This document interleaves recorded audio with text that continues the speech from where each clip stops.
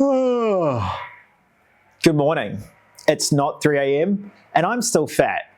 But if you've been following along with my 75 hard journey, you will know for the last 57 days that I've been waking up at 3 a.m., pounding back at BBC and heading out the door to get in workout number 1. Thank you to everyone that sent me emails, comments or DMs, checking in to see why I stopped posting daily content. But this is what this video is all about. Especially you. Shout out to all the Black Queens.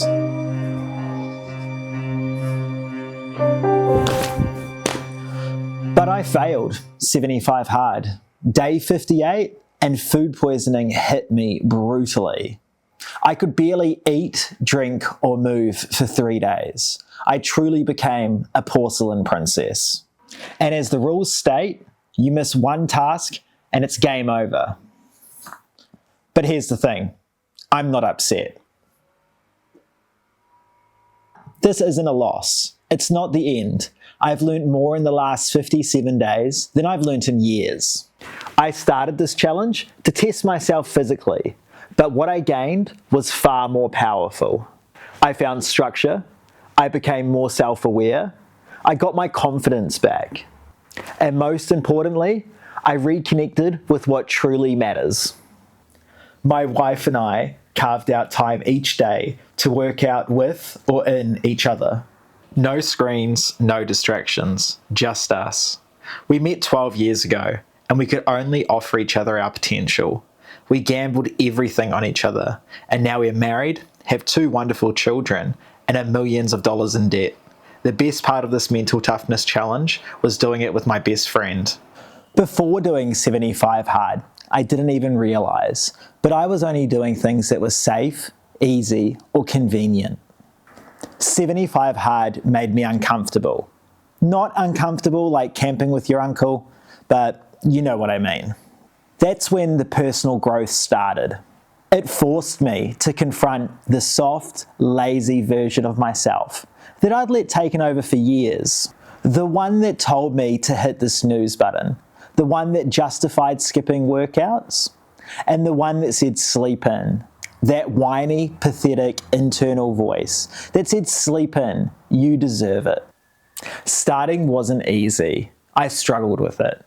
My friends didn't understand. My family questioned it. Why would you sacrifice sleep or social occasions? Or going out for beers? And most importantly, why would you make silly daily videos about this? Nobody cares. You have a full-time job and a family to take care of. But truth be told, I couldn't stand what I saw in the mirror anymore. I was ashamed. I hated taking my shirt off. I wasn't fooled by body positivity. I knew I was fat and disgusting. I didn't take care of my body, nutrition, or mind. I spent most of my spare time while my kids were asleep, drinking alcohol and being an absolute savage in Call of Duty. For that, I do not apologize. That KD didn't build itself. But day by day, that reflection started to change. Not just physically, but mentally as well. I started to see someone with discipline, with follow-through, not just in a fart. And for the first time in years, I was actually proud of myself.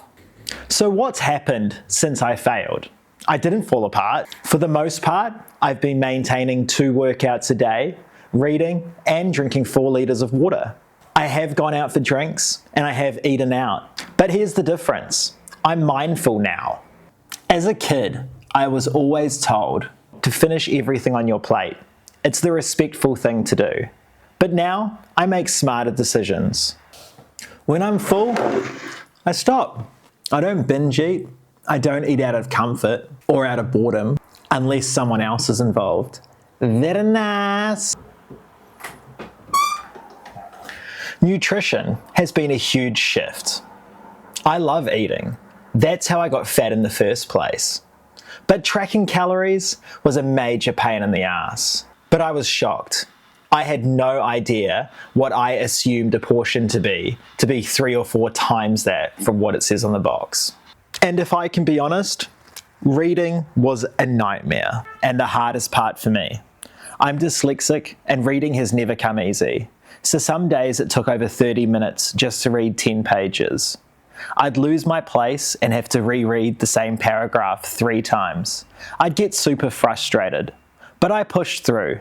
It wasn't about speed, it was about showing up for myself and building confidence that I'd never had before. Because I kept going, even when it was slow and it sucked. That's the heart of 75 Hard.